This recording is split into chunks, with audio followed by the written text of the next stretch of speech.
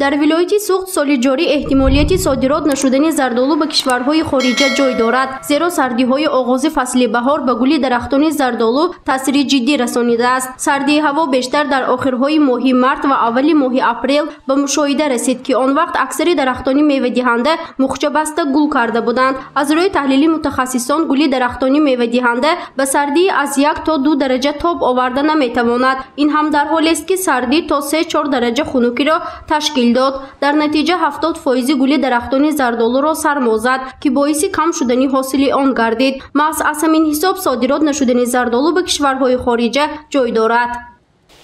дар Тоҷикистон дохили бозори худаш ба медарод, лекин берун ба хай манин соҳибкорон ҳастанд, ки махсус ва харида гирифта хуш мекунанд ва содирот карданашон мумкин. Масалан ноҳияи Сифраба одамошон мебиён ҳаминҷо хуш мекунанд, гирифта рафта унҷо упокҳо ҳамин борпеч мекунанду сони шаҳрҳои Россия, Қазоқистон мефирсонанд.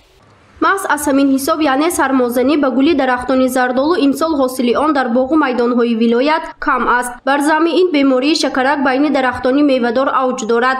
сабаби авҷ гирифтани беморӣ дар дарахтон ин боришоти зиёд ва баланд будани намнокӣ мебошад. ин ҳолат ба ҳосили зардолу таъсири манфӣ расонида боиси доғдор шудани меваи он мегардад.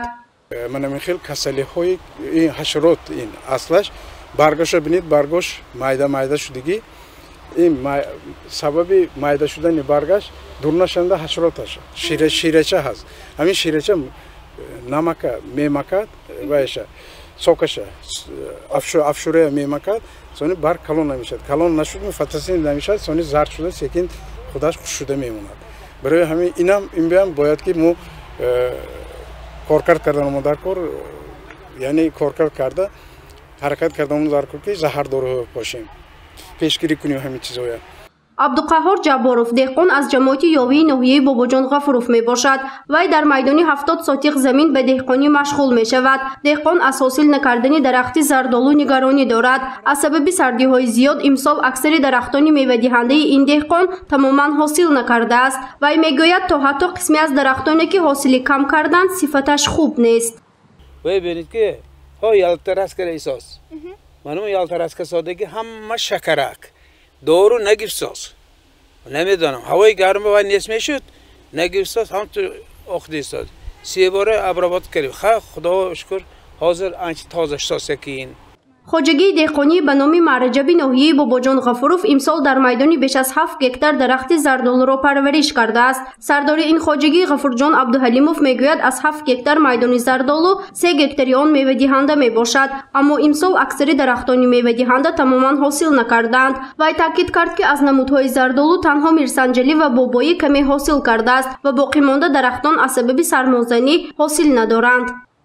имсол мо ҳатамчоқ бояд ки ҷавобин кунем, агротехникаша ба ҷо оварем, об баша ҳосил нест гуфта ина аз дилхунук кунанда кунем. барои деҳқон 1 сол нашавад ҳеҷ гап не, дигар савоид кида ина ва ҳам рӯзғора мебадорад зиндагии деҳқона, ҳам барои оянда дарахтҳо нағз шуданаш ва имкора карда истодем.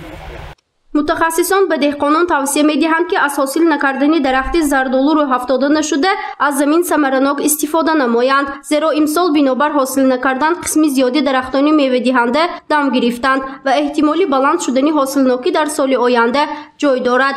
бинобар ин деҳқононро зарур аст, ки саривақт дарахтони мевадиҳандаро аз бемориҳои гуногун ҳифз карда ба онҳо пору пошанд. дар соли оянда мо интизор ҳастем ки ҳосили баланд гирифтан, чунки имсол дарахт дам гирифт, соли оянда мумкин зиёдтар мешавад.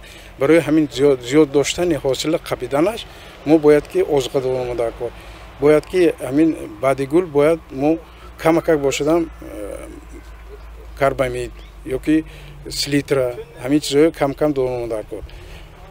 вақти ҳозил мева калон шуда истиганда бояд ки бо як бор озуқа давомо дар кор, ҳамаги 3 озуқа метиҳанд.